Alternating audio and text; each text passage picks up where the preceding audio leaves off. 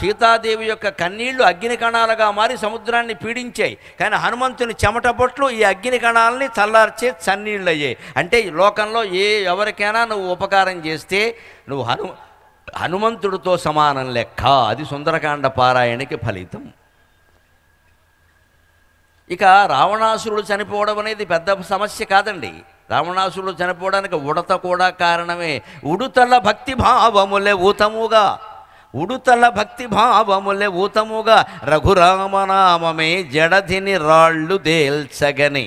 ఉడుతల భక్తి భావములే ఊతముగా రఘురామనామమే జడధిని రాళ్ళు దేల్చగని. జాతకముల్ తల క్రిందులయ్యనక్కడనిక లంకయందు, జాతకముల్ తల క్రిందులయ్యనక్కడనిక లంకయందు. జనకాత్మజరాల్చిన బాష్ప బిందువే జడధిని ముంచే రావణుని జన్మము. జనకాత్మజరాల్చిన బాష్ప బిందువే జడధిని ముంచే రావణుని జన్మము. పుణ్యము నాకు దక్కగన్ అంటుంది సముద్రం. ఊరికే ఏదో వారధి కట్టడం వెళ్ళడం ఇవన్నీ నాకు పుణ్యం కోసం వచ్చాయ్యా. అమ్మవారి కన్నీళ్లు ఎప్పుడు సముద్రంలో పడ్డాయో అప్పుడే రావణాసురుడు బతుకు నాశనం అయిపోయింది. ఏనాడా కురు రూప రాక్షసులు ఆ ఇల్లాలినట్లీర్చిరో ఆనాడే రణబీజముల్ పడెను అంటారు. కౌరవ సంగ్రామానికి సంబంధించి కురుక్షేత్ర యుద్ధానికి కౌరవుల నాశనానికి బీజాలు ఎప్పుడు పడ్డాయో తెలుసా? చిన్నప్పుడు ఏదో భీముడిని ఏడిపించినప్పుడు అప్పుడు పడలేదండి. అవన్నీ ఏదో చిలిపి చేష్టల కింద తీసుకోవచ్చు. మాయజూదం అప్పుడు కూడా పడలేదండి. అంత కోపం పాండవుడికి రాలేదు. మన ధర్మరాజు జూదం ఆడడం మంది కూడా తప్పుంది కదా. మాయజూదం అంటే ఎలాగా? ఏదో ఆడాం కదా మనం కూడా, మంది తప్పుంది కదా అనుకున్నారు. కానీ ఇంట్లో బయటికి కూడా రానటువంటి స్త్రీని ఇంట్లోనే వేరే గదిలోకి రావడానికి ఆలోచించేటువంటి 3 రోజుల ఇది ఒక ప్రత్యేక పరిస్థితిలో ఉన్నటువంటి స్త్రీని ఒక దుశ్శాసనుడు వెళ్ళి జుట్టు పట్టుకుని లాక్కొచ్చాడే, ఆ దృశ్యం మాత్రం ఇక సంధికి అవకాశం లేకుండా చేసేసింది.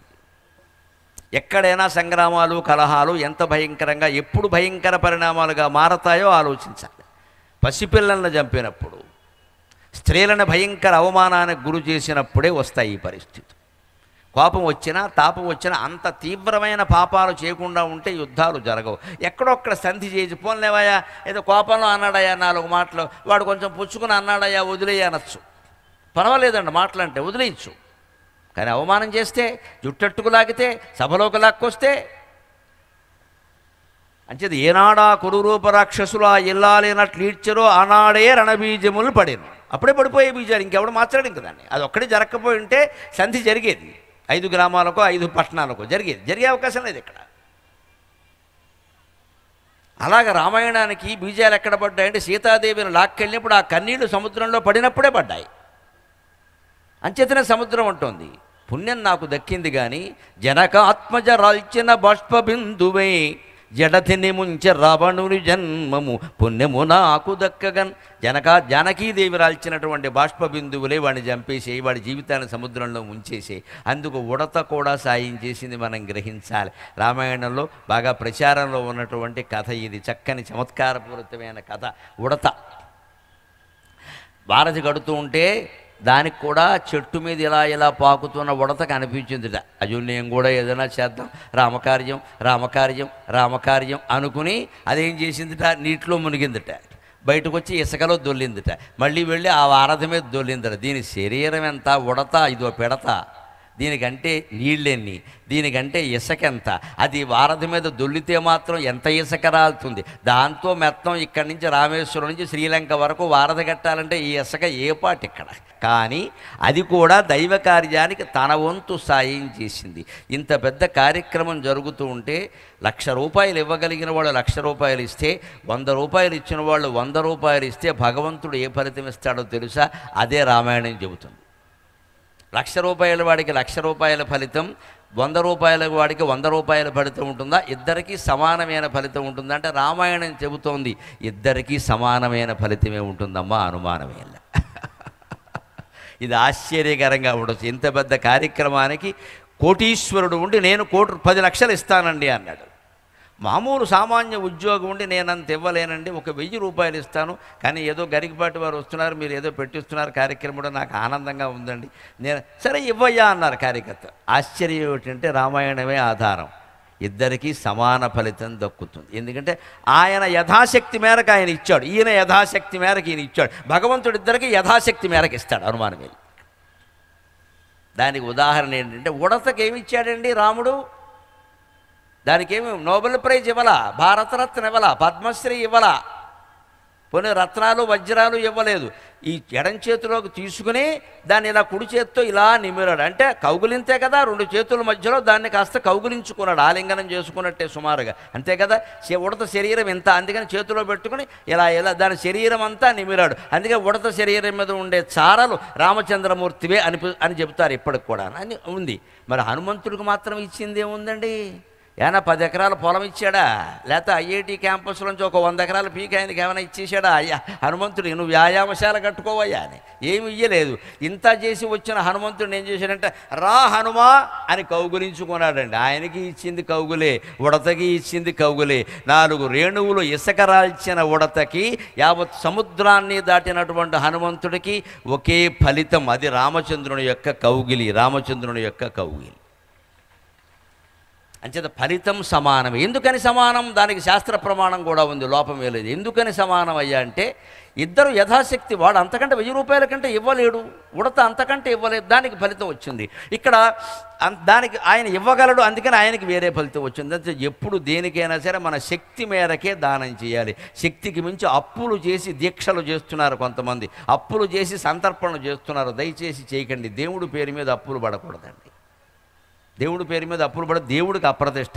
ఆయన పూజలు చాలా చేసి ఎలా అయిపోయాడంటే ఇంకెవడో ఆయన గుళ్ళో కూడా వెళ్ళాడు. ఇంకా నిన్ను అప్పులు చేయమని ఆయన చెప్పాడా అని కాస్త ఆలోచన చేయాలి. అందుకని ఉడతల భక్తి భావములే ఊతముగా రఘురామనామమే జడధిని రాళ్ళు దేల్చకనే రామనామం రామనామం రామ రామ రామ జై శ్రీరామ్ జై శ్రీరామ్ జై శ్రీరామ్ అంటూ వాళ్ళు ఒక్కొక్క రాయి వేశారు. అవన్నీ సముద్రంలో తేలే, సముద్రం ఇచ్చినటువంటి వరం ప్రకారం. జడధిని రాళ్ళు దేల్చకనే జాతకములు తలక్రిందునయ్యనక్కడనిక లంక ఎందు, జాతకాలన్నీ తలకిందులయ్యాయి. ఆ రకంగా జనకాత్మజరాల్చిన బాష్ప బిందు రావణుని జీవితాన్ని నాశనం చేసింది. ఇక యుద్ధం ఎలా జరిగిందయ్యా? రంగము సంగరాంగణము, రంగము సంగరాంగణము, రావణ రంగము, రామచంద్రు వీరంగము, రక్షసాధముల రాజ్యము భంగము, సీతకున్ పునఃసంగము, వానరేశ్వరుల సాహసమంగము, సూర్యవంశపున్ సింగము, కేలు చాపినది చిన్నములా దశకంఠకంఠముల్. రంగము సంగరాంగణము, యుద్ధం మొదలైంది. 21.5 రోజులు జరిగిందండి రామాయణ యుద్ధం. సరిగ్గా రామాయణంలో ఏది ఎంతకాలం జరిగిందో ఒక లెక్క ఉంది. బాలకాండ మొత్తం 12 ఏళ్ళు జరిగింది.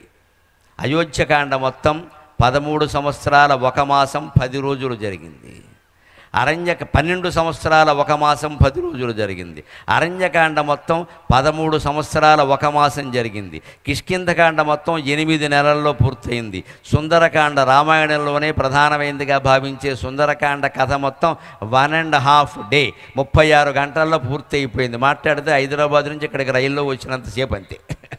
36 గంటల్లో పూర్తి అయిపోయింది. తర్వాత యుద్ధకాండ మొత్తం 21.5 రోజులు జరిగింది. ఖచ్చితంగా దానికి ఒక లెక్క ఉంది, ప్రమాణం ఉంది. ఏమి కల్పిత కథలుగా ఇవన్నీ చరిత్రలే. రామాయణం భారతం 2 ఇతిహాసాలు తప్పితే ఇతి ఇహ ఆసం ఈ రకంగా ఒకప్పుడు జరిగింది అని చెబుతున్నాయి ఇక్కడ.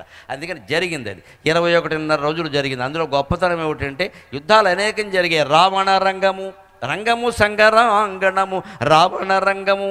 రామచంద్రమూర్తి యొక్క గొప్పతనం ఏమిటంటే వాడింటికి వెళ్ళి వాడిని కొట్టాడు, అది గొప్పతనం. లంకకి వెళ్ళి కొట్టాడు, అయోధ్యకరా అనలేదు. ఇక్కడ మనం ఒకసారి ఎవరితోనో తగాదా ఏమొస్తాంట, ఏమొస్తే ఏమంటా మా ఊర్రా నీ సంగతి చెబుతా ఉంటా అంటే ఇక్కడ ఏం చెప్పలేడు అన్నమాట వీడు.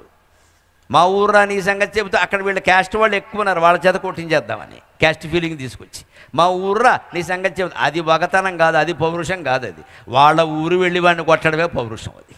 అందుకని రామచంద్రమూర్తి ఎందుకు గొప్ప వీరుడు అయ్యాడా, జగదేక వీరుడు అంటే వాళ్ళ ఊరు వెళ్ళి వాడిని కొట్టాడు ఖచ్చితంగా. రావణ రంగము రామచంద్రు వీరంగము, ఒక వీరంగం ఆడాడు ఆయన. రాక్షసాధముల రాజ్యము భంగము, దాంతో రాక్షసాధముల రాజ్యం భంగమైపోయింది. సీతకు పునఃసంగము, సీత తిరిగి రామచంద్రమూర్తిని కలవగలిగింది.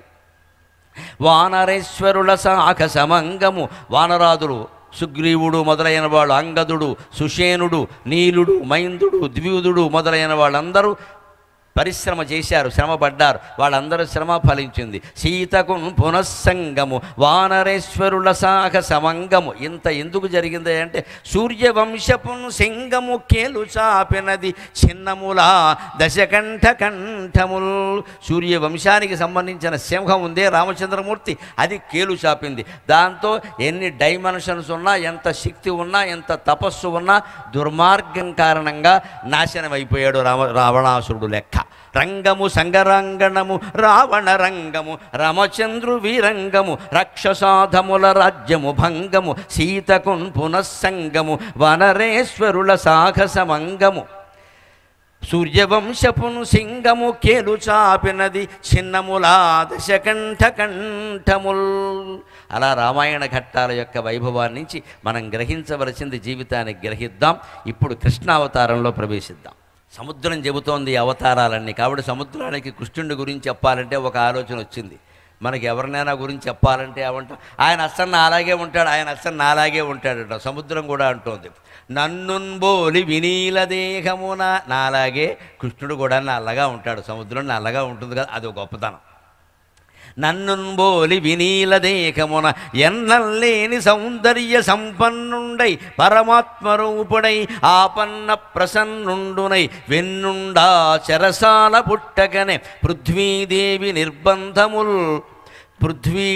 నిర్బంధముల్ చిన్నంబై జగమెల్ల శాంతి నిలయ శ్రీకార శోభంగనెన్. పృథ్వీదేవి నిర్బంధముల్ చిన్నంబై జగమెల్ల శాంతి నిలయ శ్రీకార శోభంగనెన్. నన్నున్బోలి వినీల దేహమున, అచ్చం నాలాగే ఉంటాడు శ్రీకృష్ణుడు కూడా నల్లగా అని చెబుతోంది. అందుకే నీలమేఘశ్యాముడు అంటారు.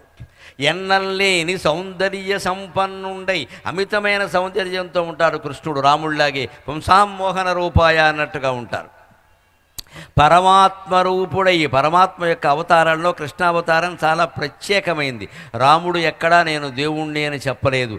నువ్వెవరవయ్యా అంటే మాత్మానం మానుషం మన్యే రామం దశరథాత్మజం అన్నాడు. నేను మనిషినేనండి, మా నాన్న పేరు దశరథుడు, మా అమ్మ కౌశల్య అని స్కూల్ బళ్ళో చేర్చినప్పుడు రిజిస్టర్లో ఏ పేర్లు రాశారో ఆ పేర్లు చెప్పాడు. కృష్ణుడు అలా కాదు, నేను దేవుణ్ణే, నీ కర్మ నువ్వు నమ్మితే నమ్ము, లేత లేదని చెప్పాడు స్పష్టంగా. అందుకని ఆయన పరమాత్మ రూపుడు. అందుకే కృష్ణస్తు భగవాన్ స్వయం అంటారు. దశావతారాల్లో కృష్ణావతారం చాలా ప్రత్యేకం. కృష్ణుడు స్వయంగా భగవంతుడే, దాన్ని అంశావతారం అనడానికి కూడా అవకాశం లేదు. పరమాత్మరూపుడై ఆపన్న ప్రసన్నుండునై, ఆపదలు వచ్చిన వాళ్ళందరినీ ఆదుకున్నాడు. ద్రౌపదీదేవి పెద్ద ఉదాహరణ. వెన్నుండా చెరసాల పుట్టకన, శ్రీకృష్ణుడి జీవితంలో ఒక చిత్రమైన సన్నివేశం.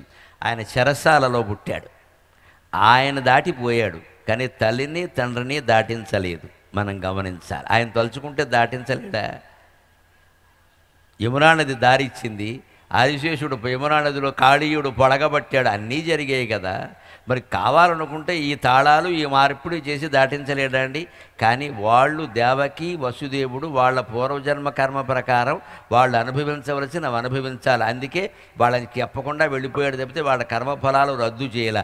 అందుకని మనం ఎన్ని పూజలు చేసినా, ఎన్ని తీర్థాలు జరిగినా, దేవుడే మన స్వయంగా మన ఇంట్లో పుట్టినా మన కర్మ మనం అనుభవించవలసిందే. గమనించాలి ఆ విషయం. అది కాస్త తొందర పెట్టడానికో ముందు చేయడానికో పనికొస్తాడు, కానీ మొత్తం రద్దు చేయడం అనేది మాత్రం సాధ్యం కాదు. అందుకని వెన్నుండా చెరసాల పుట్టకని పృథ్వీదేవి నిర్బంధములు చిన్నంబై, భూమండలానికి మొత్తం కంసుడు చేతుల్లోనూ నరకాసురాది రాక్షసుల చేతుల్లోనూ వచ్చినటువంటి నిర్బంధాలు ఉన్నాయే, అవి చిన్నమయ్యాయి. జగమెల్ల శాంతి నిలయ శ్రీకార శోభన్ గనెన్. ఈ జగత్తంతా శాంతి నిలయంగా మారి ఒక శ్రీకార శోభతో రుక్మిణీదేవి కూడా జన్మించింది కాబట్టి, లక్ష్మీదేవితో సహా వచ్చాడు కాబట్టి ఒక శ్రీకార శోభతో ప్రకాశించాయి ఖచ్చితంగా. అది శ్రీకృష్ణావతారం యొక్క రహస్యం. ఇంకా ఏమిటంటే ఆయన అవతారంలో సాధించిన ప్రయోజనాలు. చీరల్లాగిన దుర్మదంధులకు వ్రచ్చన్ వక్షముల్, చీరల్లాగిన దుర్మదంధులకు వ్రచ్చన్ వక్షముల్ కోప సంసారంబుల్ నవనీత యోగి కనులై సంపూర్ణ నిష్కామయోగారంభంబులు నైవెలింగి పరమాత్మానంద గీతావచస్సారంబు ఈ జగతిన్ ప్రసారమగు సంసారంబు స్వర్గంబుగాన్. చీరల్లాగిన దుర్మదంధులకు వ్రచ్చన్ వక్షముల్. వస్త్రాపహరణం చేస్తూ ఉంటే ద్రౌపదీదేవి హే కృష్ణ గోవింద ద్వారకావాస అని ప్రార్థన చేస్తే వచ్చాడా లేదా, వచ్చినట్టు కనపడకపోయినా కాపాడా లేదా. అంచేత భగవంతుడు కాపాడతాడు. మనకు కనపడాలని ఏమీ లేదు ఇక్కడ. నీకు కనపడి ఆధార్ కార్డు చూపించి నేను భగవంతుడిని కాలింగి బెల్ల కొట్టి కాపాడవలసిన అవసరం ఆయనకి లేదు. కానీ ఆపద పోయేలా మాత్రం ఖచ్చితంగా చేస్తాడు. అది మనం దృష్టిలో పెట్టుకోవాలి. అప్పుడే అందుకే అలా ఆ రకంగా భగవద్రక్షణ ఎప్పుడు పరోక్షంగా లభిస్తుంది. ఎందుకంటే భగవంతుడే మనకు కనిపిస్తే ఇంక మనం టామ్ మొత్తం డమ్డమ్ విమానాశ్రయంలాగే మొత్తం టామ్ చేసేస్తాం ఆ వార్త. నేను దేవుణ్ణి చూసా, నేను దేవుణ్ణి చూసా, మీరందరూ నా కాళ్ళ మీద పడండి అంటాం. అందుకని ఎప్పుడు ఎంత ఉపకారం చేసినా ఉపకారం చేస్తాడు కానీ దేవుడు దర్శనం ఇయ్యాడు. రామదాసుకి అంత ఉపకారం చేశాడు. నాణ్యాలన్నీ పట్టుకెళ్ళి తానీషాకి ఇచ్చాడు, కనపడకుండా వెళ్ళిపోయాడు అక్కడి నుంచి. రామదాసు తర్వాత ఎంతో ఏడిచాడు, ఉపకారం చేసావు కానీ కనపడలేదయ్యా అన్నాడు. మరి ప్రజల సొమ్ము పట్టుకెళ్ళి నువ్వు ఇష్టం వచ్చిన ఖర్చు పెట్టావు కదా అని సమాధానం చెప్పాడు. అది ప్రజల సొమ్ము, దాన్ని ప్రభువుకి అప్పగించాలి. ఆయన రాముడికి నగలు చేయించినా సీతాదేవికి చేయించినా ఆయనకి ఆ హక్కు లేదు. మా ఆవిడికి చేయించలేదు కదా అనద్దు. రాముడికి చేయించినా సరే నీ సొంత సొమ్మెట్టి చేయించాలి కదా, తహసీల్దార్ సొమ్మెట్టి చేయించకూడదు. అందుకని రామదాసుకు పాపం జైలు శిక్ష చెప్పాలా. తానీషాకి మాత్రం నాణ్యాలు ఇచ్చేశాడు. ఎందుకంటే నా కోసం ఖర్చు పెట్టాడయ్యా, అందుకని నేను ఇవ్వాలి కదా, నేను బాకీ రామదాసుకి, అందుకని నేను ఇస్తా అని. ఇప్పటికీ భద్రాచలంలో నాణ్యాలు ఉన్నాయి. రామోజీ లక్ష్మోజీ అని ముద్రించినటువంటి నాణ్యాలు ఉన్నాయండి. భగవత్ కరుణకి ప్రత్యక్ష సాక్ష్యాలు ఉన్నాయండి. అది విశేషం. అందుకని భగవంతుడు కాపాడుతాడు కానీ కనపడ్డు. అందుకని ద్రౌపదీదేవిని కాపాడాడు. అందుకే అరణ్యవాసం చేసేటప్పుడు ధర్మరాజు అడుగుతాడు, ఏం బావా, ఎందుకంటే అరణ్యవాసానికి వెళ్ళిపోయాక ఓ ఏడాదో 2 ఏళ్ళు అయ్యాక పలకరించడానికి వెళ్ళాడు శ్రీకృష్ణుడు పాండవులు. అప్పుడు ధర్మరాజు అన్నట్ట, ఏమయ్యా జోదం ఆడుతుంటే రాలేదు, ఇప్పుడు వచ్చావు అన్నట్టు.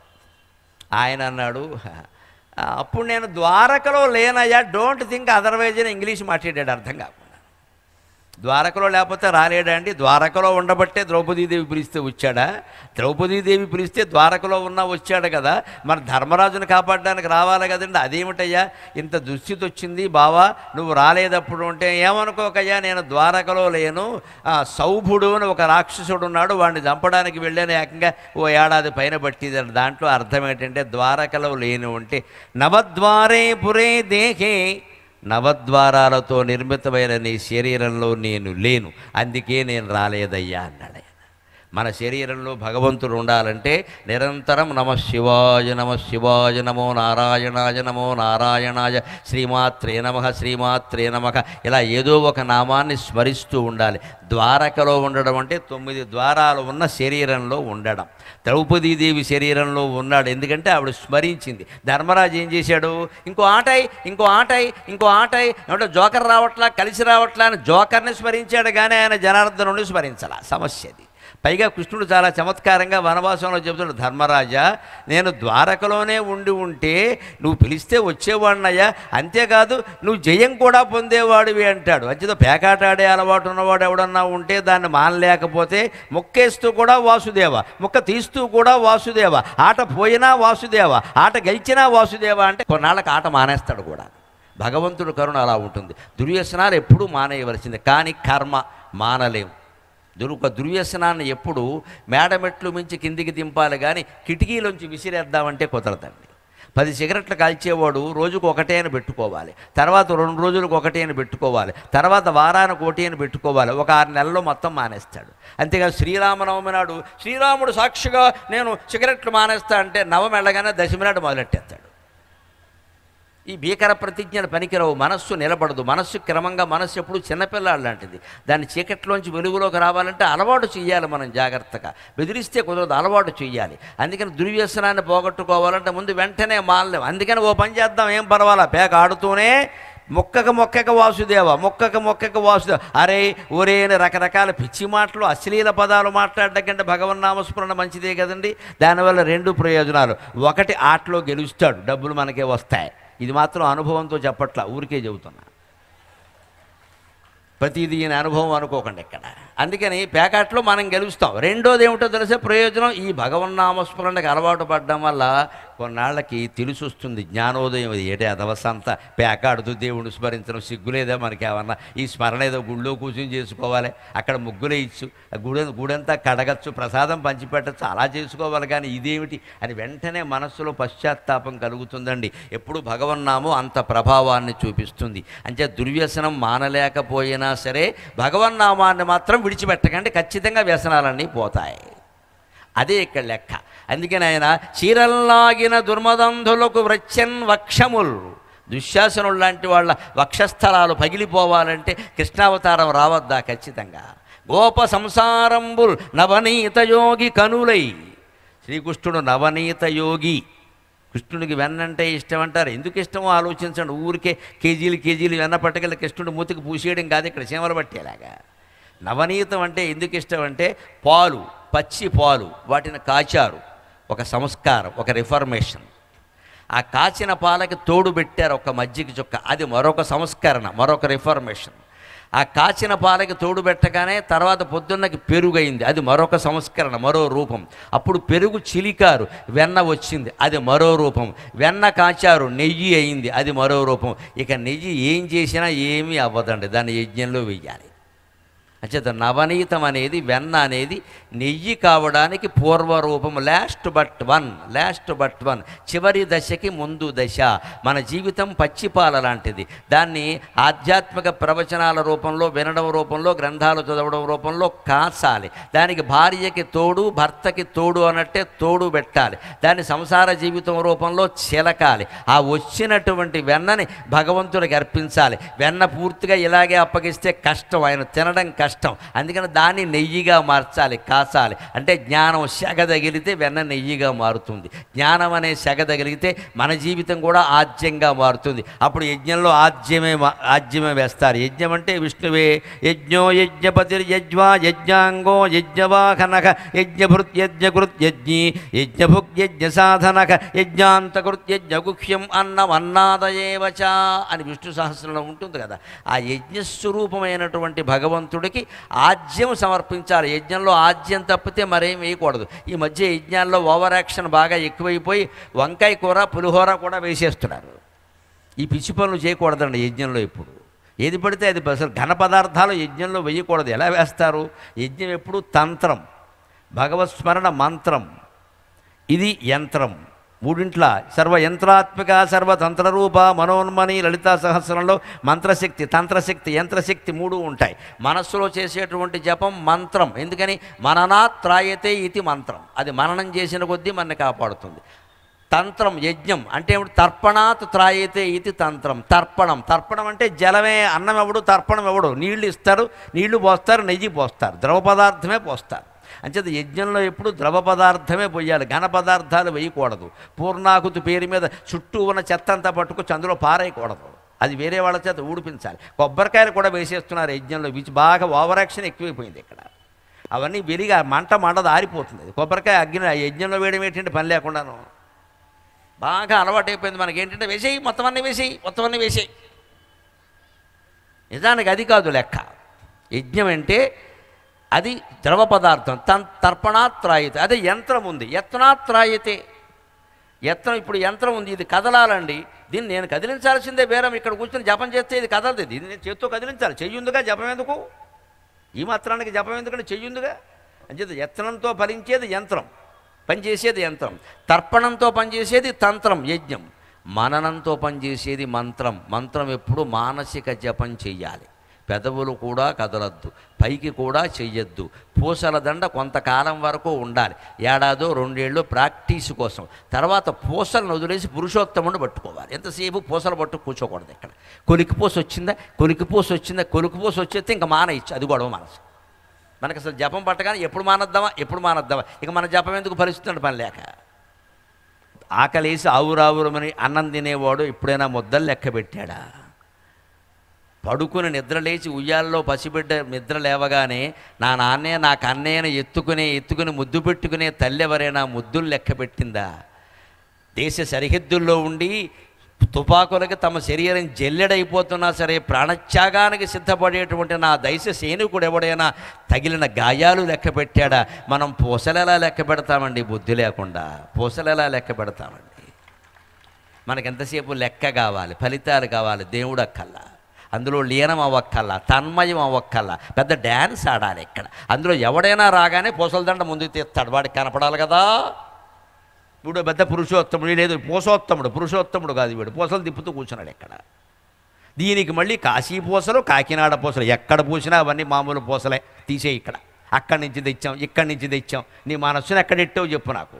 ఈ పూసలు ఎక్కడి నుంచి, అదో పెద్ద ప్రచారం ఇక్కడ. నువ్వు ఎక్కడి నుంచి తెచ్చినా నీ మనస్సు అక్కడ లేదు కదా. అంచేది ఈ పూసల దండ ఎంతవరకు ఉంటే చిన్నపిల్లలకు అమ్మ అది ఒక అభ్యాస దశ. జపం మొదలుపెట్టినప్పుడు ఏదో ఒక 6 నెలలో ఏడాదో లెక్క, ఆ లెక్క కూడా లేకపోతే మనస్సుకు సంతృప్తి ఉండదుగా.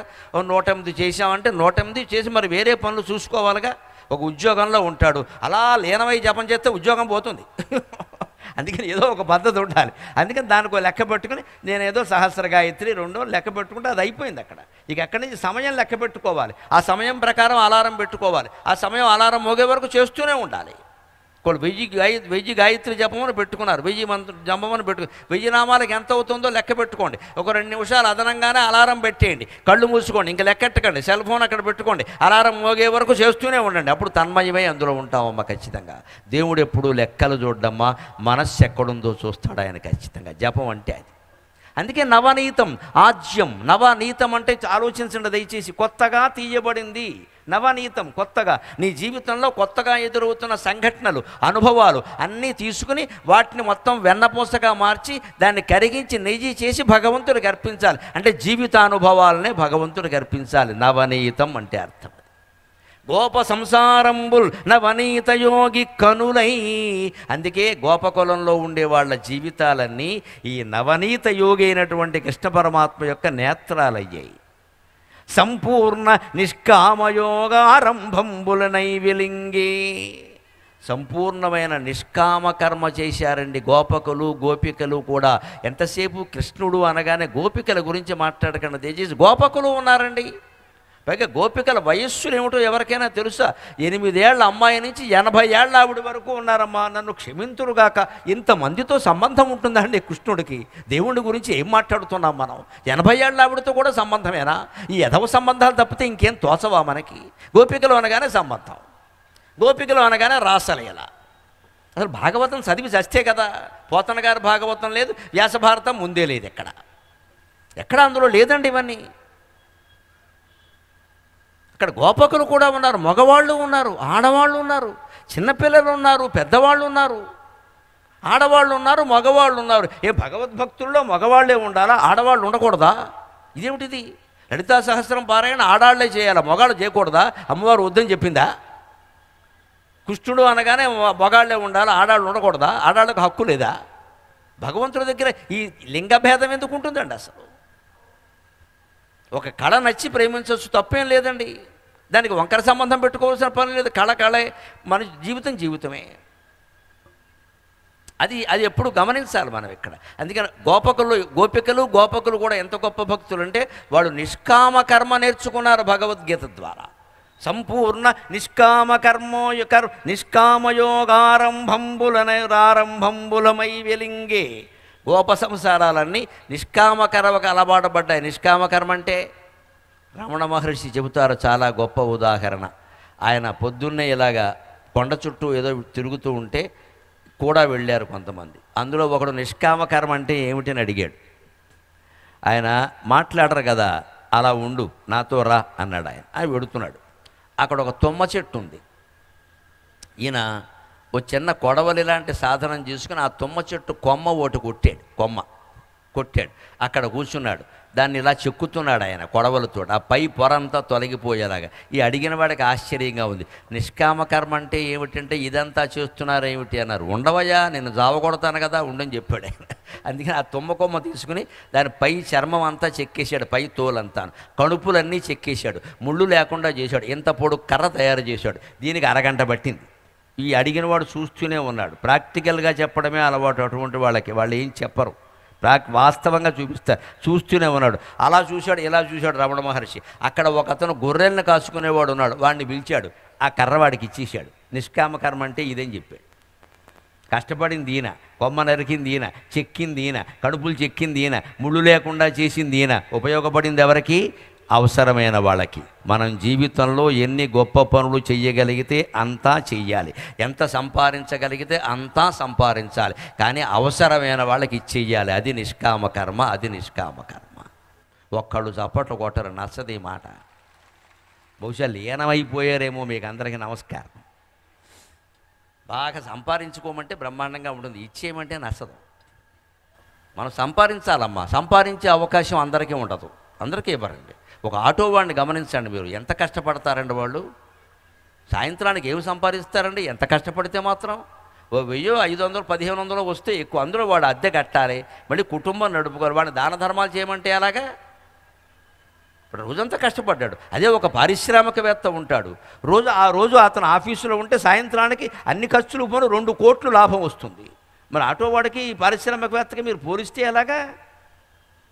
అంటే సంపాదించే అవకాశం ఎప్పుడు సమాజంలో కొంతమందికే ఉంటుంది, అందరికీ ఉండదండి. అది ఎంత కష్టపడినా రాదండి. అది ఆ వృత్తిని బట్టి ఉంటుంది. అంటే సంపాదించే అవకాశం అందరికీ ఉండదండి, కొందరికే ఉంటుంది. సంపాదించాలి, కానీ ఎవరికి అవసరమో వారికి ఇచ్చేయాలి. అదే నిష్కామ కర్మ.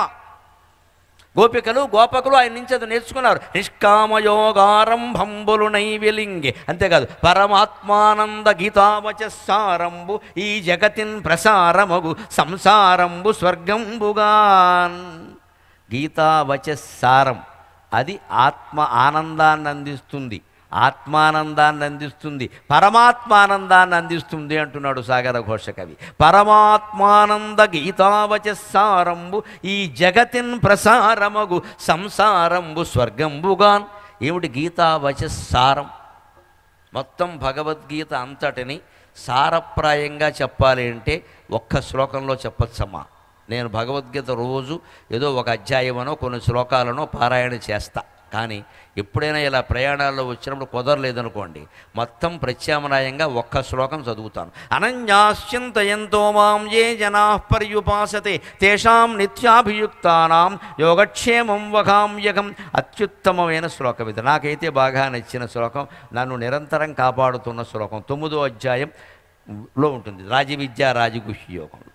అనన్యాశ్చింతయంతగా, ఇతర ఆలోచనలు లేకుండా అని అర్థం. పొరపాటు అర్థం చేసుకోకండి. కృష్ణుణ్ణి తప్ప మరెవరిని కొలవద్దు అని అర్థం కాదు అక్కడ. మీరు ఇష్టదేవాలు ఎవరున్నారో వారినే కొలవచ్చు, అభ్యంతరం మీ మీద. ఆ మాట కృష్ణుడు చెప్పడు, కృష్ణుడికి సంకుచిత భావాలు లేవు. అనన్యాహ చింతయంతగా అంటే అర్థం ఇతర చింత లేకుండా, వేరే ఆలోచన, జీవితం, ఉద్యోగం, డబ్బులు, సంసారం, పెళ్ళిళ్ళు, అది ఎంతవరకు అవసరమో అంతవరకు ఆలోచించి వదిలేయి. మాం అనన్యాశ్చింతయంతో మాం నిత్యశః స్మరతి. ఎవరైతే ఇతర చింత లేకుండా ఊరికే సమస్యల గురించి ఆలోచించకుండా నా గురించి ఆలోచిస్తాడా, ఏ జనా పర్యుపాసతే తేషాం నిత్య అభియుక్తానాం. ఆ స్మరించేవాడంటే భగవంతుడికి ఎంత ఇష్టం అంటే, నాకు నిత్య అభియుక్తుడు, నాతో బాగా కలిసిపోయినవాడు వాడు ఒక్కడే అన్నాడు. ఇప్పుడు భగవంతుడిని మనలో కలుపుకోవడం మనలో ఉందా, ఆయనలో ఉందా? మనలోనే ఉందండి. నువ్వు స్మరించవయ్యా నేను ఉంటానని చెప్పాడు. ఇందాకే చెప్పుకున్న ఉదాహరణ, ద్రౌపదీదేవి స్మరించింది కాబట్టి కాపాడాడు. ధర్మరాజు స్మరించలేదు, ఆసురాజు మదాన్ జాకి అనుకుంటూ కూర్చున్నాడు ఆయన. ఆ ఆసురాజే ఉన్నాయి, ఆ ఐశ్వర్యం పోయింది. స్మరించాలి కదా, మనసులో స్మరించకుండా భగవంతుడు ఎలా వస్తాడండి? అందుకని ఆ స్మరణ చాలా ముఖ్యం. అది నిరంతరం చేయండి, చేస్తూ మీ పనులు మీరు చేయండి. మనం అందరం చేద్దాం అలాగే. ఏం పనులు, మన సంసారాలు ఉన్నాయి, ఉద్యోగాలు ఉన్నాయి. ఉద్యోగం పోతుందనే భయం వచ్చింది, మంచిది. పోకుండా ఏం చేయాలో చేయవలసిన పని చేయండి. ఇంకా పోతుందనే భయం ఉంటే మనస్సులో నమశివాయ నమశివాయ నమశివాయ. నీ ఉద్యోగాన్ని శివుడు రక్షిస్తాడు, నువ్వు కాదు. ఇక్కడ తేషాం నిత్యాభియుక్తానాం, ఆ నిత్య సంబంధం కలిగి ఉండడం. నిత్యాభియుక్తులు అంటే నిత్య సంబంధం, స్మరిస్తేనే నిత్య సంబంధం. నువ్వు స్మరణ వదిలేసావు అంటే డిస్కనెక్ట్ అయిపోయినట్టే లెక్క, అనుబంధం తెగిపోయినట్టే లెక్క. ప్లగ్ పాయింట్లోంచి సాకెట్లోంచి వైరు తీసేసినట్టే లెక్క. సాకెట్లోంచి వైరు తీసాక సెల్ ఫోన్ నువ్వు 1,00,000 రూపాయలు కొన్నా కూడా అది ఎక్కదు, ఉపయోగం లేదు. 1,00,000 రూపాయలు ఫోనుకైనా 100 రూపాయల ఛార్జింగ్ వైరు చాలా ముఖ్యం ఇక్కడ. ఎంత పెద్దవాడికైనా ఓ చిన్నవాడి సాయం అవసరం అవుతుంది ఇక్కడ. నేను పెద్దవాడిని, నేను చిన్నవాళ్ళు ఎవరిని లక్ష్య పెట్టినంటే నువ్వు 1,00,000 రూపాయలు ఫోన్ కొన్నావు, ఇప్పుడు ఆ ఛార్జింగ్ వైర్ లేకుండా ఛార్జింగ్ ఎలా చేస్తావు? దాని ఖరీదు 100 రూపాయలే, మరి దాని ఖరీదు 1,00,000 రూపాయలు ఉండదు. కానీ అది కూడా సరిగ్గా ఉండాలి, అది అందులో సరిగ్గా పెట్టాలి, షాక్ కొట్టకుండా పెట్టుకోవాలి, చెయ్యాలి కదా. అంటే దానికి తగిలించాలి. ఈ ఛార్జింగ్ వైర్ని సాకెట్కి తగిలించడమే మన మనస్సులో భగవంతుడిని స్మరించడం లెక్క. ఆ స్మరించినంతకాలం కాపాడుతూనే ఉంటాడు ఆయన. ప్రవాహం, విద్యుత్ ప్రవాహం వచ్చినట్టే విష్ణు ప్రవాహం కూడా వస్తుందమ్మా మన హృదయంలోకి, సందేహమే లేదు. స్మరించాలి. యోగక్షేమం వహామ్యకం అన్నాడు. యోగక్షేమం వహామ్యకం అంటే యోగం అంటే కావలసింది ఇవ్వడం, క్షేమం అంటే ఇచ్చిన దాన్ని కాపాడడం. మనకు డబ్బు కావాలన్నాం, ఇస్తాడు, మనం కాపాడుకోవాలిగా. మనం పేకాడైతే అంచేది ఆ కాపాడుకునే శక్తిని కూడా ఆయనే ఇవ్వాలి, దుర్బుద్ధి పుట్టకుండా. యోగక్షేమం వహామ్యకం అంటారు. ఎల్ఐసి వారు కూడా యోగక్షేమం వహామ్యకం అంటారు. ఇలా 2 చేతులు పెడతారు, మధ్యలో ఓ దీపం పెడతారు. యోగక్షేమం వహామ్యకం అని ఉంటాయి. దాని అర్థం ఏంటంటే ఒక 10 లక్షలు డిపాజిట్ చేయి, నువ్వు పోతావు, ఆ దీపం నీ తల దగ్గర పెడతామని అర్థం. మరి అప్పటికప్పుడు దీపాలు దొరకవు కదా. ఓ 10 లక్షలు డిపాజిట్ చేయను ఆయన, ఇదిగో దీపం ఉంది కదా, ఇది పట్టుకొచ్చి నీ తల దగ్గర పెడతాం, తర్వాత నువ్వు నామినీ రాస్తావు కదా, మీ ఆవిడ బావమరిది ఎవరో వాడికి ఇస్తాం 10 లక్షలు, నీకేముంది గోవిందా, ఏమీ లేదు. ఇక్కడ చేసిన వాడికి ఏముండదు, తర్వాత మిగిలిన వాళ్ళకు ఉంటుంది అది. అంచేత ఎల్ఐసి యోగక్షేమాలు నిజమంటే సంస్థ మంచిదేనండి, అభ్యంతరం ఎలా ఇస్తూనే ఉన్నారు పాపం, వాళ్ళు ఎప్పుడు తేడాలు చేయలేదు, చాలా మంచివాళ్ళు. కానీ అంతకంటే గొప్పగా యోగక్షేమాలు చూడగలిగిన వాడు కృష్ణ పరమాత్మ మాత్రమే. నిరంతరం పాడు చేయకుండా ఉండే బుద్ధి కూడా భగవంతుడే ఇవ్వాలి మనకి. అందుకని ఎప్పుడూ ప్రార్థన చెయ్యాలి, అప్పుడు బుద్ధి పక్కదారి పట్టదు ఇక్కడ. అందుకే బుద్ధిలో ఓసారి భక్తి ప్రవేశించగానే మనం ఏదో గొప్పవాళ్ళం అయిపోయాం అనుకోకూడదండి, పొరపాటు మాట. గజేంద్ర మోక్షంలో చెబుతాడు స్పష్టంగా, బుద్ధిలతకున్ మారాకు హత్తించి పాదద్వంద్వము నేలము అపి పవనున్ బంధించి పంచేంద్రియోన్మాదంబున్ బరిమార్చి బుద్ధిలతకున్ మారాకు హత్తించి అంటాడంటే, బుద్ధి అనే లత పూసినప్పుడు, భక్తి పూసినప్పుడు దానికి మారాకు తొడిగే వరకు ఆగాలి. ఒక్క ఆకుతో మొక్క మిగలదమ్మా, పోతుంది. మారాకు తొడగాలి. అదే మనలో భక్తి ప్రవేశించే కాస్త అది పెరిగే వరకు జాగ్రత్త పడాలి. ఈలోపే అందరికీ అడ్వర్టైజ్మెంట్ ప్రచారం చేసేసి నలుగురిలో ఏదో ప్రచారం చేసుకుందాం, డబ్బులు సంపాదిద్దామని ఆలోచించకూడదు. దాన్ని అందరికీ పంచిపెడుతూ జాగ్రత్తగా వినయంగానే ఉండాలి. అప్పుడు అది కాస్త వృద్ధి చెందుతుంది ఖచ్చితంగా. చిన్నపిల్లల పోషణలో ఎక్కువ శ్రద్ధ వహించాలి. 25 ఏళ్ళు వచ్చాక మనం చూసే దేవుడు వాడే మనం చూస్తాడు. ఇక్కడ పసిపిల్లాన్ని చూసుకునేటప్పుడు ఎప్పుడు తల్లి దగ్గర ఉండాలి. వాడికి 4 ఏళ్ళు వచ్చాక వీడు ఉండమంటే ఉంటాడు, బయటికి పోతాడు. అంచేత భక్తి అనేటువంటి పసిపిల్లాన్ని కూడా జాగ్రత్తగా కాపాడుకోవాలి మారాకు వేసే వరకు. అది లెక్క. అందుకని అలా నిత్యాభియుక్తానాం యోగక్షేమం వకామ్యకముడు. అటువంటి గీతావచసారంబు ఈ జగతిన్ ప్రసారమగు సంసారంబు స్వర్గంబుగాన్. ఆ గీతావాక్యాల సారం గ్రహిస్తే సంసారంలో ఉంటూనే మనం స్వర్గతుల్యమైన భోగాలన్నీ అనుభవిస్తామండి. ఇంకొక మాట చెప్పుకుని కృష్ణావతారం నుంచి మనం ముందుకెడదాం. శ్రీకృష్ణుడు మహాయోగి, కృష్ణో యోగి సుఖస్త్యాగి జనకో రాజకర్మకృతు వశిష్ఠ కర్మకర్త చ కర్కటీ పిశిదాశన సర్వేషాం జ్ఞానమేకంతు తేషాం కర్మ పృథక్ పృథక్. యోగవాసిష్టంలో ఉంటుంది ఈ మాట. 32,000 యోగవాసిష్టంలో చాలా గమ్మత్తైన మాట ఉంటుంది. జ్ఞానుల యొక్క పట్టిక చెబుతాడు అందులో. కృష్ణో యోగి, కృష్ణుడు గొప్ప జ్ఞాని కానీ ఆయన యోగి. సుఖస్త్యాగి, శుకుడు గొప్ప జ్ఞాని కానీ ఆయన సన్యాసి. జనకో రాజకర్మకృతు, సీతాదేవి తండ్రి జనకుడు, ఆయన కూడా మహాజ్ఞాని కానీ ఆయన రాజకీయం ఉంది, రాజ్య పరిపాలన చేశాడు. మహాజ్ఞాని రాజ్య పరిపాలన చేశాడు. వశిష్ఠ జనకో రాజకర్మకృతు వశిష్ఠ కర్మకర్త చ, వశిష్ఠుడు మహాజ్ఞాని, యోగవాసిష్ఠని చెప్పినవాడు కానీ ఆయన పురోహితుడు. పురోహితుడవడం అంటే వశిష్ఠుడవడంతో సమానం అండి. యావత్ పురోహితులు సంతోషంగా ఉండండి, ఆనందంగా ఉండండి, గర్వంగా ఉండండి. మీరు ఏమిటంటే మేము పురోహితులం అని చెప్పు, ఏదో పౌరోహిత్యమేటే. బెంగాల్ సాక్షిగా మాట్లాడుతున్నా. తహసీల్దార్ ఉద్యోగాన్ని వదిలేసి అర్చకత్వాన్ని స్వీకరించిన రామకృష్ణ పరమహంస మనకు ఆధారం ఆదర్శం. తహసీల్దార్ ఉద్యోగం వస్తే మోక్షం వస్తుందని అడిగాడు ఆయన. దక్షిణేశ్వరాలయంలో కూర్చున్నాడమ్మా అమ్మవారి అర్చకుడుగా. అర్చకుడికి ఏమిస్తారండి? ఇవేళే లేదు, ఆ వేళే ఉందమ్మా, గోచిగూడ తప్ప. గర్భగుడిలో కూర్చుని అర్చకుడి భగవంతుడి పాదాలు 24 గంటలు స్పృశించే అవకాశం ఒక్క అర్చకుడికి ఉందండి. అర్చకులందరికీ నమస్కారం. గర్వంగా ఉండండి. మా బ్రాహ్మణుల కోసం ఓ మాట చెబుతా, అర్చకులకి పిల్లల్ని ఇవ్వండి అమ్మా, ఆడపిల్లల్ని ఒప్పించి పిల్లల్ని ఇవ్వండి. మా వాళ్ళు చాలా ఇబ్బంది పడుతున్నారు బలవంత బ్రహ్మచర్యంతో. చప్పట్లు కొట్టిన వాళ్ళకి ఆ ఇబ్బందులు ఉన్నాయి పాపం, ఉన్నాయి, పడుతున్నాం కదా. ఎవడు పిల్లనివ్వడు. 60,000 ఆదాయం, ₹1,00,000 ఆదాయం ఉంటుంది అర్చకుడికి, పిల్లనివ్వడు. సాఫ్ట్వేర్ బీకామ్ చదివి సాఫ్ట్వేర్ చేసి 25,000 ఉన్నా సరే పిల్లనిచ్చేస్తారు. 25,000 ఎక్కువ, 1,00,000 ఎక్కువ. నేను పంచగట్టేవాడికి పిల్లనియ్యం. మరి పంచగట్టిన వాడి కోసమే కదండి ఇన్ని వేల మంది వచ్చారు ఇక్కడికి. నేను పంచగట్టాను కదా, ప్యాంట్ వేసానంటే ఇక్కడ. మరి అదే పంచ అర్చకుడు కడితే వేషాన్ని బట్టి కాదండి. పంచగట్టం ఎంత గౌరవమా, ఎంత గౌరవం, భారతీయ సంప్రదాయం. ఇంకా మన ఆంధ్రదేశంలో పోయాయి, బెంగాల్ నిండా పంచలేనండి. చాలామంది కడుతున్నారు పంచలు ఇక్కడ. అన్ని కులాల వాళ్ళు, అన్ని వృత్తుల వాళ్ళు పంచి కడుతున్నారు ఇక్కడ. మన దగ్గర మానేశారు మొత్తం. ప్రతివాడు షార్ట్ బతుకంటూ షార్ట్ అయిపోయింది ఇక్కడ. పిల్లనివ్వాలి ఖచ్చితంగా. బ్రాహ్మణత్వం నిలబడాలి, దేవాలయాలు నిలబడాలి, అర్చకత్వం నిలబడాలంటే పిల్లనివ్వాలి. పిల్లని ఒప్పించాలి. అవసరమైతే మానేయి, చాలు, డిగ్రీ చదువుకో చాలు, ఇంటర్మీడియట్ బీటెక్ చేసి ఏం చేస్తావు, వెళ్ళు గుళ్ళోకి వెళ్ళు. ఎందుకంటే దేవుడు పాదాలు నిరంతరం పట్టుకునే అవకాశం ఎవరికి ఉంటుందండి? ఒక అర్చకుడికి తప్ప. మనకి గుడి తాళం వేస్తారమ్మా, అర్చకుడు కావాలంటే తీసుకుని మళ్ళీ వెళ్ళచ్చు. ఎవరొద్దంటారు? ఎంత గొప్ప జన్మ. అందరికీ వ్రతాలు పూజలు చేయిస్తూ భగవంతుని సాక్షాత్కరింపజేసే పౌరోహిత్యం ఎంత గొప్ప జన్మది. అటువంటి వాళ్ళకి పిల్లనివ్వాలి. మన పిల్ల జీవితం ధన్యం అవుతుంది. ఏ వృత్తిని ఎలా గౌరవించాలో తెలియకపోతే వృత్తులు సంప్రదాయాలు ఎలా నిలబడతాయండి? రామకృష్ణ పరమహంస గవర్నమెంట్ ఉద్యోగం వదిలేసి అర్చకత్వం చేశాడు ఆయన. మరి ఆయన తక్కువ? జగద్గురువు, వివేకానందుడు గురువు, శారదాదేవికి భర్త. ఎంత గొప్పవాడు ఆయన. ఆయన పుట్టిన రాష్ట్రంలో మాట్లాడుకుంటున్నాం సగర్వంగా మనం. అర్చకత్వానికి భగవంతుడిని అర్చించే విధి చాలా గొప్పది. ఎందుకంటే కృష్ణుడు యోగి, శుకుడు త్యాగి, సన్యాసి, వశిష్ఠ కర్మకర్త. వశిష్ఠుడు పౌరోహిత్యం, ఆయన మహాజ్ఞాని. రాముడిని కూర్చోబెట్టి జ్ఞానోపదేశం చేశాడు. ఇంకా ఆశ్చర్యకరమైన మాట చెబుతా. యోగ వాసిష్టంలో వస్తుంది ఒక పిశాచి, దాని పేరు కర్కటి. అదే కరోనాని శుభ్రంగా అక్కడ వర్ణించారు. అది పిశాచి. అది గొప్ప జ్ఞాని, కానీ పిశాచ జన్మ కాబట్టి మనుషుల్ని తింటుంది. కర్కటి పిశిదాశన అంటే మాంసాహారం తింటుంది. మాంసాహారం తిన్నా కర్కటి వశిష్ఠునితో సమానం.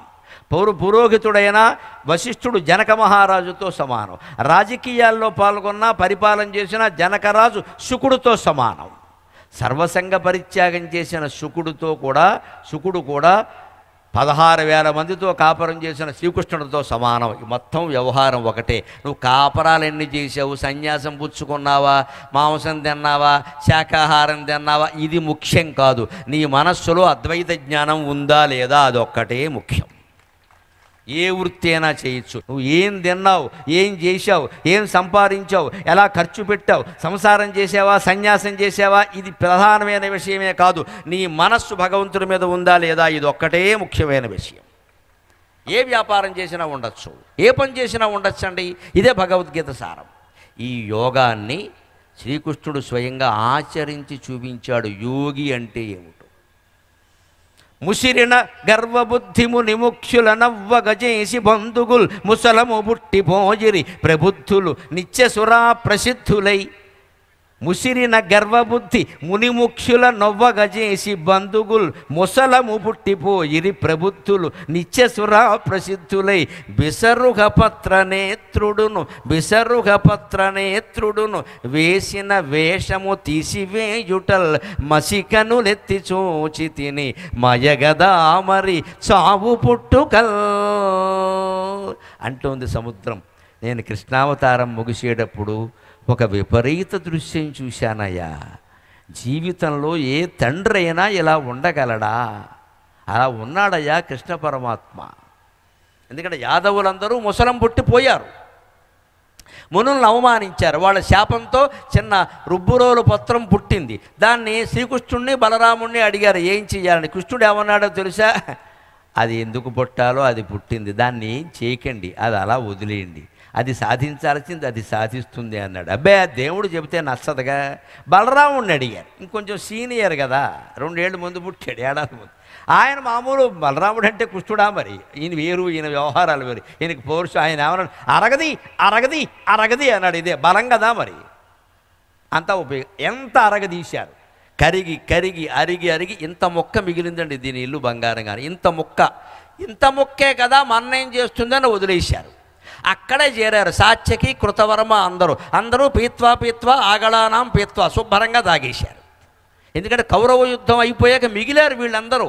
యాదవులు మహాబలవంతులు, వాళ్ళు మిగిలారు. మనం కాబట్టి మిగిలాం. పాండవుల కొడుకులు పోయారు, కౌరవులు 100 మంది పోయారు, వాళ్ళు పోయారు, వీళ్ళు పోయారు, మనం కాబట్టి మిగిలాం అని ఏదో మాట్లాడుకుంటూ శుభ్రంగా పుచ్చుకుంటే ఒక రౌండ్, 2వ రౌండ్, 3వ రౌండ్ అయ్యేసరికి ఇంకా ఉపనిషత్తులన్నీ వస్తాయి కదా. మీకెలా తెలుసు అనకండి, స్నేహితులు అనుకుంటుంటే విన్నాను. ఆ రకంగా మాట్లాడుకుంటున్నారు. అందులో కృతవర్మ అనేవాడు సాత్యకిని ఆక్షేపించాడు. బోడి వేధవా, నువ్వు భూరిశ్రవసుణ్ణి ఎలా చంపావు? ఎలా చంపావు? ద్వంద్వ యుద్ధంలో గెలవగలిగావా? అర్జునుడు ఎక్కడి నుంచో వచ్చి చెయ్యి నరికేస్తే నువ్వు లేచి కొట్టావు, నీది పౌరుషమే అన్నాడు. వెంటనే వీళ్ళు లేచి కృతవర్మని ఆక్షేపించాడు, వాళ్ళు లేచి ఇంకోడిని ఆక్షేపించాడు. అందరూ కలిసి కొట్టుకున్నారు. దేంతోనో తెలుసా? ఈ మిగిలిన రాతి మొక్కతో. కర్మఫలం అంటే అదమ్మా, కర్మఫలం అంటే ఇది. ఈ మిగిలిన రాతి ముక్క అంత పనిచేసింది. అది తీవ్రమైన బాణమే వాడిని చంపేసింది. మా నాన్నని చంపుతావా అని వాడు వీడిని చంపేశాడు. ఇందులో ఆశ్చర్యకరమైన విషయం, శ్రీకృష్ణుడికి 80 మంది సంతానం, 8 మంది భార్యలకి 8 పదులు 80 మందిని సమానంగా ఇచ్చాడు. మళ్ళీ దెబ్బలు అడుకోకుండా, ఎకరాల గురించి పొలాల గురించి గొడవ పడకుండా 1:10 80 ఇచ్చాడు. ఒక్క రుక్మిణీదేవికి మాత్రం అమ్మాయిని కూడా ఇచ్చాడు. 81 మంది సంతానం ఆయనకి. ఈ 80 మంది సంతానంలో 72 మంది ఇక్కడ తాగి తందనాలాడి కొట్టుకుని చచ్చిపోయారమ్మా. శ్రీకృష్ణుడు కొడుకుల కథ అది. ఇక మన సంతానాన్ని గురించి మనం ఎక్కువ బాధపడక్కర్లేదు. నువ్వు దేవుడికి పుట్టినా, దేవుడు నీకు పుట్టినా నీ కర్మ నీదే. నీ బుద్ధిని బట్టి నీ జీవితం ఉంటుంది తప్ప దేవుడే నీ జీవితాన్ని మార్చేయడు ఇక్కడ. అంచేత మన ఇంట్లో దేవుడు పుట్టాలి, మళ్ళీ దేవుడు పుట్టినా చేసేది ఏం లేదు ఇక్కడ నీ బుద్ధి మార్చుకోకపోతే. ఇదే ఉదాహరణ. శ్రీకృష్ణుడికి స్వయంగా పుట్టినటువంటి కుమారుడు తాగి తందనాలాడి ఒకరినొకడు కొట్టుకుని చచ్చిపోయారు. ఇంత జరుగుతూ ఉంటే మహాయోగి కృష్ణుడు ఏం చేశాడు అంటే, వ్యాసభారతంలో ఉంటుంది స్పష్టంగా, దూరంగా ఒక అశ్వత్థ వృక్షం దగ్గర నిలబడి వేణుగానం చేసుకుంటూ ఉన్నాడమ్మా. ఎంతోమంది వచ్చి, అయ్యా ఇంత ఘోరం జరుగుతోంది అంటే, గాంధారి శాపం, మునుల శాపం, పతివ్రతలంటే ఏమనుకుంటున్నారు? వేధవల్లారా, పోవలసిందే, మొత్తం పోనీయండి, నాకు చెప్పకండి అన్నాడు.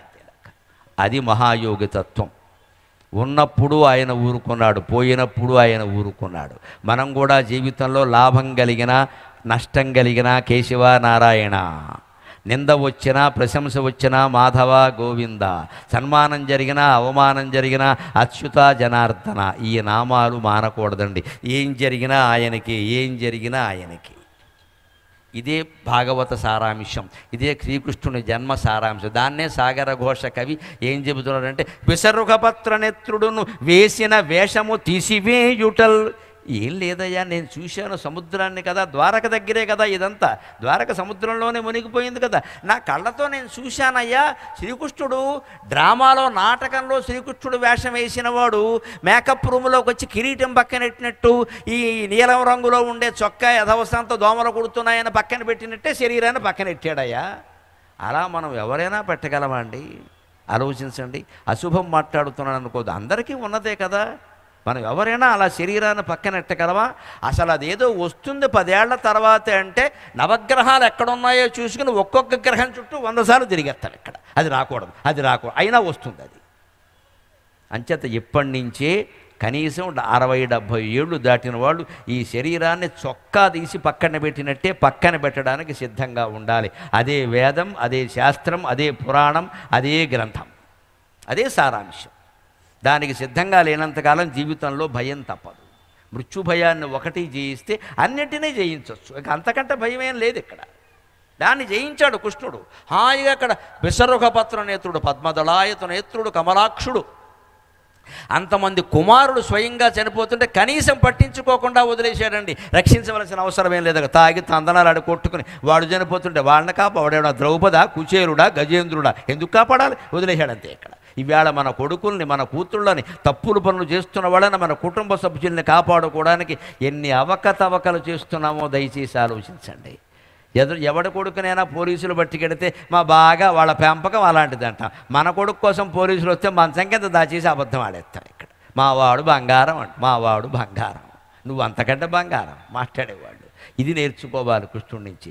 పిల్లల తప్పుల్ని క్షమించలేదు, ఒప్పుల్ని వదిలేశాడు. మీ కర్మ మీది, మీరు బాగుండే నాకెందుకు వచ్చింది? ఇవాళ మనం కృష్ణుడిని పూజిస్తున్నాం. ఈ 80 మంది ఎవరో పేర్లేనా మనం చెప్పుకున్నావా, మనకెందుకండి? అంచేత పిల్లలు సరిగ్గా లేరని తల్లిదండ్రులు సరిగ్గా లేరని పిల్లలు బాధపడాల్సిన అవసరం లేదండి. నువ్వు సరిగ్గా ఉన్నావా లేదా అది ఒక్కటే ముఖ్యం మిత్రమా. నీ జీవితం నువ్వు చూసుకో. తల్లే తప్పుడు ప్రవర్తన కలిగింది కావచ్చు, తండ్రి అంతకంటే భయంకరమైన ప్రవర్తన కలిగింది కావచ్చు. కర్మ ఎలా ఉంటుందంటే వాళ్ళకి రామచంద్రమూర్తి పుట్టేస్తాడు ఏకంగా ఈ తప్పుడు జంటకి. రామచంద్రమూర్తి లాంటి వాడు పుట్టేస్తాడు. వాడెందుకు బాధపడాలండి తల్లి తప్పులకి తండ్రి తప్పులకి? వాడి జీవితం వాడిదే. అంచేత ఇంట్లో వాళ్ళు ఎలా ఉన్నారు, బంధువులు ఎలా, మనకు అనవసరమైన విషయం ఉంటుంది. మనం ఎలా ఉన్నాం అంతే. అదే భాగవత సారాంశం. అందుకే మత్స్యకరులెత్తి చూచి తిని మాయ కదా మరి సావు పుట్టుకలు. ఎప్పుడు సావు పుట్టుకలు మాయే. నేను నల్లటి కనులతో మత్స్యకరులతో భగవంతుడికి కూడా ఈ యోగం తప్పదా అన్నట్టుగా చూశానయ్యా అంది. దాంతో కృష్ణావతారానికి స్వస్తి పలుకుతున్నాం.